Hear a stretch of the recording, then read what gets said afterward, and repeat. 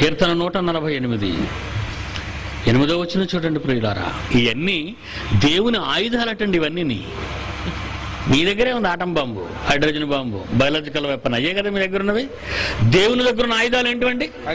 అగ్ని, వడగండ్లు, హిమము, ఆవిరి, తుఫాను.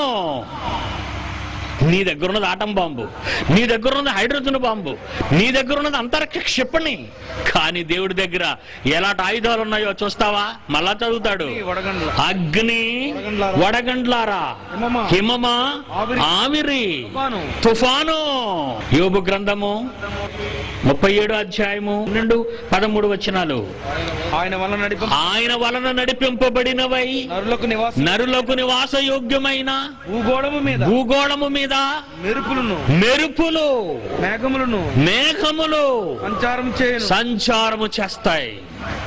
మీకు మేలు చెయ్యటానికి అవే, మీకు కీడు చెయ్యాలన్నా అవే. శిక్ష కొరకే గాని భూలోకము కొరకే గాని కృప చేయుటకే మేలు చేయుటకే గాని ఆయన ఆజ్ఞాపించిన పనిని అవి నెరవేర్చును. ఏంటి? పంచభూతాలు, ప్రకృతి.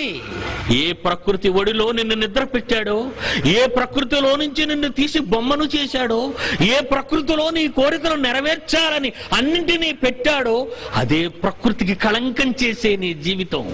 నా రూపాన్నిచ్చి భూమి మీదకి పంపిన తరువాత కూడా నన్ను మరచి నాకు భిన్నంగా ప్రవర్తించిన నీ జీవిత తీరుకి శిక్షించటానికి వాటిని నేను ఉపయోగిస్తాను అన్నాడు. పంచభూతాల ప్రళయ గర్జన మనిషిపై ఇది సింహ గర్జన.